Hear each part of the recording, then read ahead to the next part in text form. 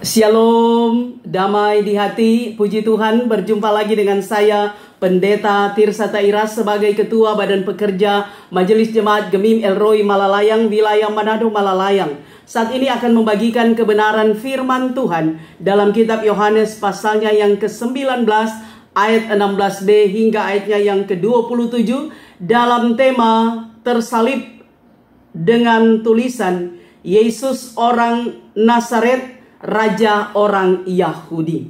Saya berharap dan berdoa dimanapun Bapak Ibu Saudara-saudara berada, kiranya tetap mengalami kasih dan kebaikan Tuhan, sehingga ada dalam keadaan sehat, kuat, tetap semangat, bersukacita dan senantiasa bersyukur kepada Tuhan. Sebelum kita membaca dan merenungkan kebenaran firman Tuhan, mari kita berdoa.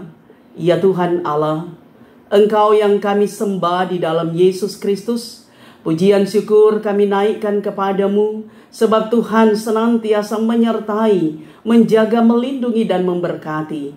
Bahkan saat ini kami diberi kesempatan belajar firman-Mu. Kuduskanlah hati dan pikiran kami, beri konsentrasi dan hikmat kami untuk memahami kebenaran firman-Mu, supaya firman ini mendarah daging dalam hidup kami, menginspirasi, menguatkan dan meneguhkan iman kami. Kami sedia mendengarkan suara-Mu. Dalam nama Yesus kami berdoa. Amin. Mari bersama-sama kita membaca dalam Yohanes pasalnya yang ke-19 ayat 16b hingga ayatnya yang ke-27. Dalam perikop Yesus, sekali lagi dalam perikop Yesus disalibkan. Mereka mengambil Yesus sambil memikul salibnya. Ia pergi keluar ke tempat yang bernama tempat tengkorak, yang dalam bahasa Ibrani disebut Golgota. Di situ mereka menyalibkan dia. Bersama dia disalibkan juga dua orang lain, sebelah menyebelah, sedangkan Yesus di tengah. Pilatus menyuruh memasang juga tulisan di atas kayu salib itu. Bunyinya, Yesus orang Nazaret, Raja orang Yahudi. Banyak orang Yahudi membaca tulisan itu, sebab tempat Yesus disalibkan terletak dekat kota, dan kata-kata itu tertulis dalam bahasa Ibrani, bahasa Latin, dan bahasa Yunani. Lalu kata imam-imam kepada kepala orang Yahudi kepada Pilatus, "Jangan engkau menulis Raja orang Yahudi, melainkan ia mengatakan, akulah Raja orang Yahudi." Jawab Pilatus, "Apa yang kutulis tetap tertulis." Sesudah prajurit itu menyalibkan Yesus, mereka mengambil pakaiannya lalu membuatnya menjadi 4 bagian, untuk tiap-tiap prajurit 1 bagian. Dan jubahnya juga mereka ambil. Jubah itu tidak ada jahitan, ditenun dari atas ke bawah. Karena itu mereka berkata seorang kepada yang lain, "Janganlah kita memotong-motongnya, tetapi baiklah kita membuang undi untuk menentukan siapa yang mendapatnya. Demikianlah supaya digenapi yang tertulis dalam kitab suci, mereka membagi pakaianku di antara mereka, dan mereka membuang undi atas jubahku." Semua itu telah dilakukan prajurit-prajurit itu. Dekat salib Yesus berdiri ibunya dan saudara ibunya, Maria istri Klopas dan Maria Magdalena. Ketika Yesus melihat ibunya dan murid-murid yang dikasihinya di sampingnya, berkatalah ia kepada ibunya, "Ibu, inilah anakmu." Kemudian katanya kepada muridnya, "Inilah ibumu." Sejak saat itu, murid itu menerima dia di dalam rumahnya. Demikianlah pembacaan firman Tuhan. Bapak Ibu Saudara-saudaraku yang kekasih di dalam Tuhan, salib selalu menjadi lambang bagi orang Kristen. Dengan kata lain, bahwa setiap orang Kristen, setiap orang yang percaya kepada Tuhan Yesus selalu memakai salib sebagai lambang kehidupan beriman. Karena apa, saudara? Karena Yesus, dia mati di atas kayu salib untuk menebus dosa kita manusia, dosa semua orang yang percaya kepadanya, termasuk saya dan saudara-saudara. Jadi Yesus, dia mati di kayu salib sebagaimana yang dikisahkan dalam bacaan kita. Nah, karena itu saudara, setiap rumah orang Kristen rasanya selalu dihiasi dengan salib melalui hiasan-hiasan dinding atau juga gambar-gambar yang menggambarkan atau melambangkan tentang salib. Bahkan seringkali juga kita melihat liontin, kalung, buah kalung, itu adalah salib. Anting juga adalah salib. Nah, sebagai tanda bahwa kita meyakini Yesus yang kita imani sebagai Mesias, sebagai Tuhan dan Juru Selamat, dia mati di kayu salib, membebaskan kita manusia dari belenggu dosa yang mengikat kita dan memberikan pengampunan dan keselamatan supaya kita memperoleh kehidupan yang kekal. Bahkan juga saudara, saat ini di minggu-minggu sengsara, ketika mempersiapkan perayaan Jumat Agung bahkan Paskah, seringkali kita melihat ada salib, lampion salib itu dipasang di setiap jemaat, bahkan dilombakan. Bahkan juga saudara, kita melihat bahwa di minggu sengsara ini di depan gereja, di depan mimbar maksudnya, selalu ada salib. Salib dengan kain ungu sebagai tanda ada dalam penghayatan minggu-minggu sengsara. Juga kebanyakan dalam lomba Paskah, di taman-taman Paskah itu selalu ada salib. Bahkan di depan gereja pun outdoornya selalu ada salib. Dan selalu ada 3 salib. Karena Yesus disalibkan, ditulis Yesus di tengah, ada 2 orang yang disalibkan kiri kanan bersama dengan Tuhan Yesus. Nah, itulah saudara salib. Bahkan salib itu adalah prasyarat untuk mendapatkan mahkota. Jadi dikatakan bahwa Maaf saudara, jadi dikatakan bahwa tidak ada mahkota tanpa salib. Jadi mahkota duri lambang kemenangan bagi orang percaya. Sekalipun mahkota duri itu adalah penderitaan, tetapi salib itu mau menyatakan kepada kita bahwa Yesus, dia rela menebus segala dosa kita umat manusia. Nah, karena itu saudara, mari kita lihat perenungan kita dalam kitab Injil Yohanes. Dikisahkan saudara, kalau kita melihat kitab Injil Matius, Markus, Lukas, seringkali kita melihat bahwa penulis menulis tulisannya, berita Injil sesuai dengan versi masing-masing penulis lewat kitab Injil. Nah, oleh penulis kitab Yohanes mengatakan bahwa sambil memikul salibnya, Yesus dia pergi keluar ke tempat yang bernama Bukit Tengkorak atau tempat tengkorak, yang dalam bahasa Ibrani itu adalah Golgota. Sehingga kita tahu bersama Yesus disalibkan di Bukit Golgota, tempat tengkorak. Dan dikatakan bahwa mereka menyalibkan Yesus di sana. Ada 2 orang di samping kiri dan samping kanan. Yesus ada di tengah-tengah dari 2 orang yang disalibkan bersama dengan dia. Bahkan Pilatus dikatakan di sini, dia menyuruh memasang tulisan di atas kayu salib yang berbunyi, Yesus orang Nazaret, Raja orang Yahudi. Yesus orang Nazaret, Raja orang Yahudi.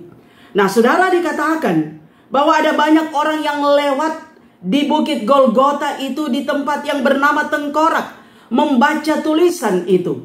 Karena dikatakan ada 3 bahasa yang dituliskan, yaitu bahasa Ibrani, bahasa Latin, dan bahasa Yunani. Sekali lagi tulisannya adalah Yesus orang Nazaret, Raja orang Yahudi.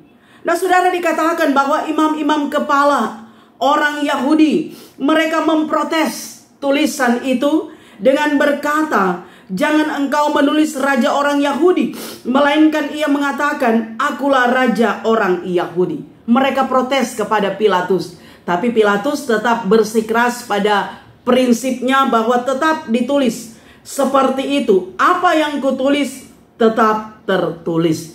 Jadi ada tulisan di sini dikatakan Yesus orang Nazaret, raja orang Yahudi.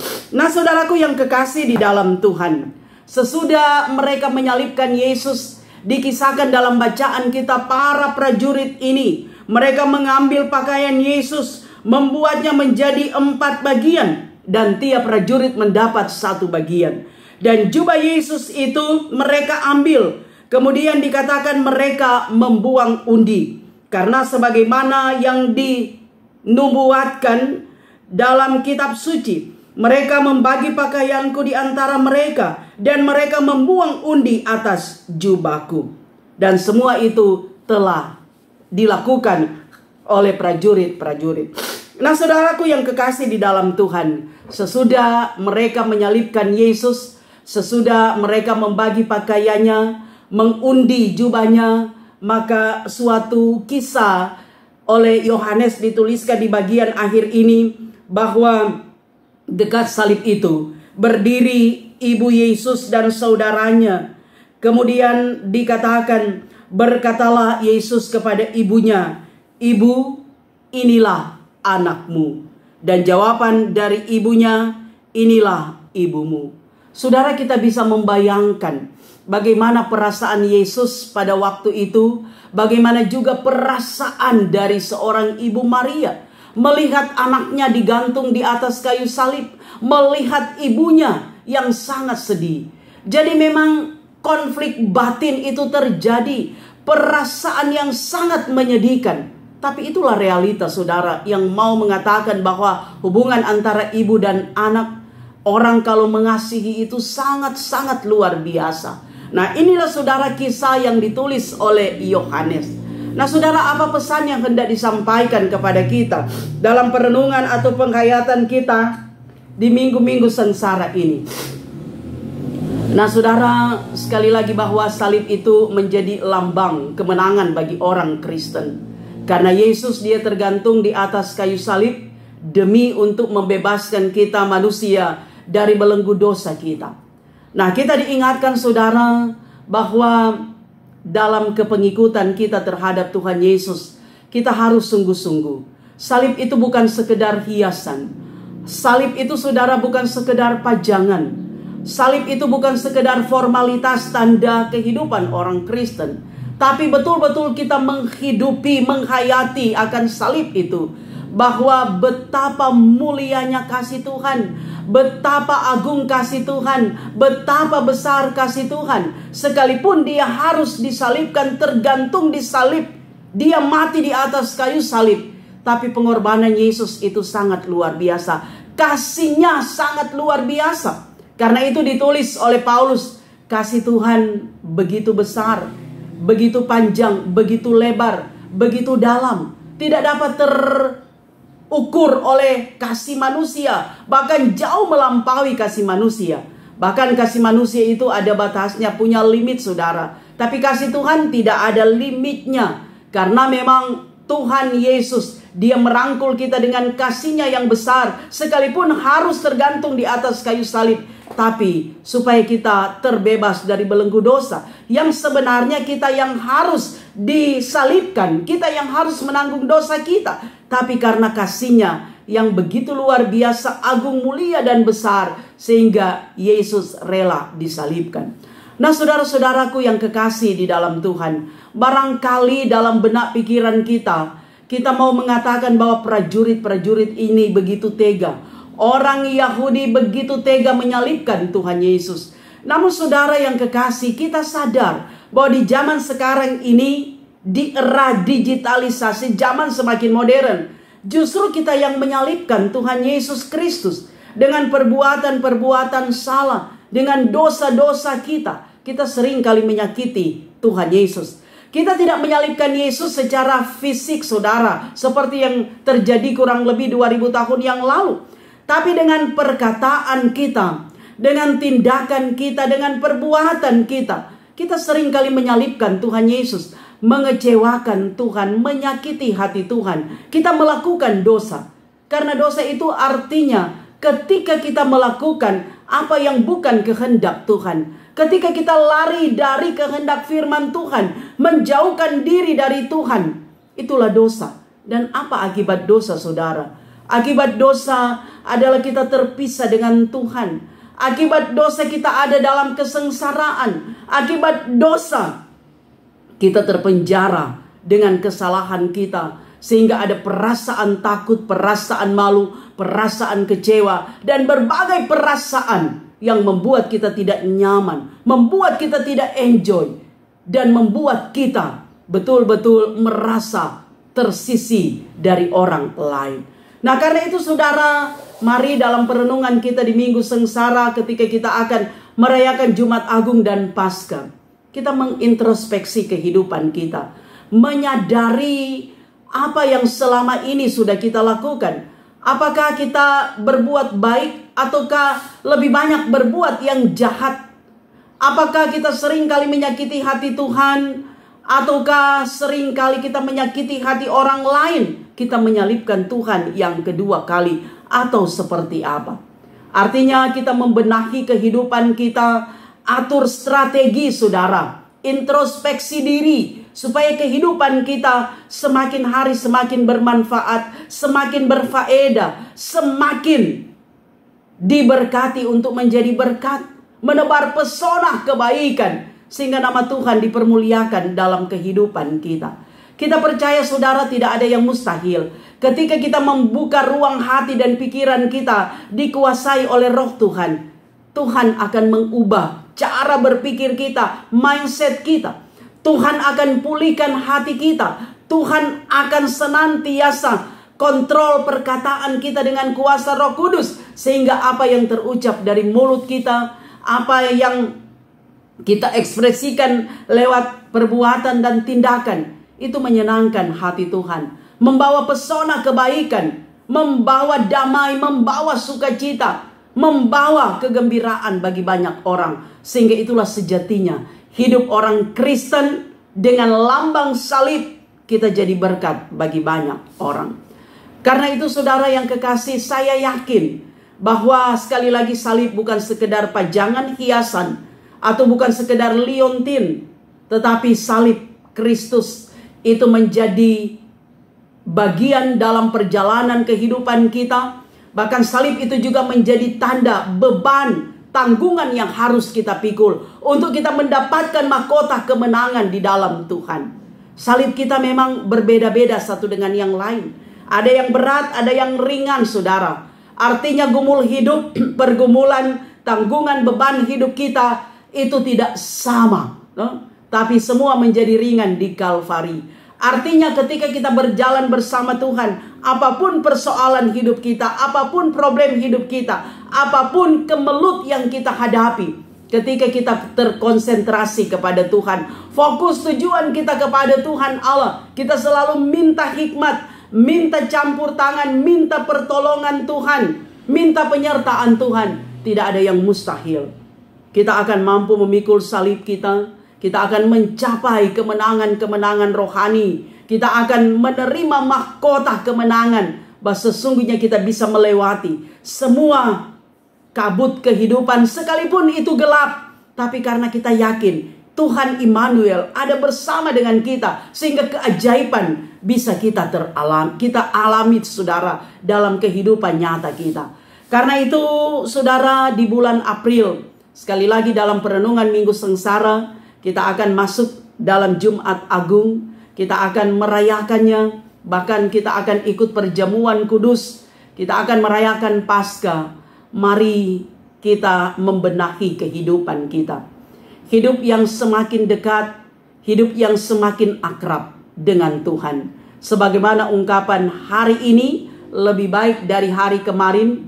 Hari esok lebih baik dari hari ini. Artinya semakin hari terjadi perubahan dalam hidup kita. Hidup kita semakin berkualitas. Hidup kita semakin berfaedah, bermanfaat, menjadi support system bagi banyak orang. Dan kita percaya kemenangan-kemenangan akan kita capai. Bahkan juga kita akan mampu memikul salib tanggungan kita masing-masing. Kita keluar sebagai pemenang. Dan kita tidak akan menyalibkan Tuhan Yesus untuk yang kedua kali. Tapi hidup kita menjadi persembahan yang berbau harum di hadapan Tuhan Allah. Sehingga kita yakin saudara, tidaklah mubasir akan perenungan kita di minggu sengsara. Tidaklah mubasir semua versiran-versiran yang menyatakan atau melambangkan tentang pengorbanan, tentang salib yang kita pasang di rumah kita, di rumah gereja, di taman-taman Paskah yang barangkali juga dilombakan. Karena memang hati kita melekat kepada Tuhan.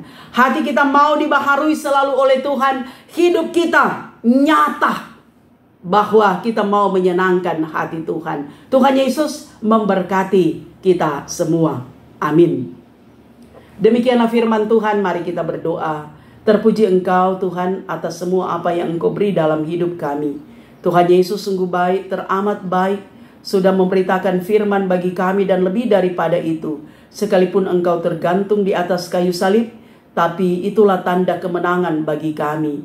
Karena itu biarlah kiranya dalam perenungan Minggu Sengsara untuk merayakan Jumat Agung dan Paskah, kami boleh membenahi kehidupan kami. Kami akan senantiasa hidup akrab dengan Tuhan sehingga ada perubahan hidup yang boleh teralami. Nama Tuhan yang dipuji dimuliakan. Hidup kami jadi berkat bagi banyak orang. Semua yang menonton video ini dalam situasi apapun kiranya tetap diberkati Tuhan. Dalam nama Tuhan Yesus kami berdoa kepadamu. Haleluya. Amin. Demikianlah kebenaran firman Tuhan. Saya Pendeta Tirsa Tairas terus berharap Bapak Ibu Saudara-saudara nonton video saya ini baik di YouTube channel Tirsa Tairas, juga di akun Facebook Pro Tirsa Tairas, dan berikan like, berikan komentar yang membangun, bagikan video ini, dan untuk YouTube tekan lonceng supaya ada notifikasi dari setiap update video saya. Juga jangan lupa subscribe di YouTube. Tuhan memberkati kita semua. Amin.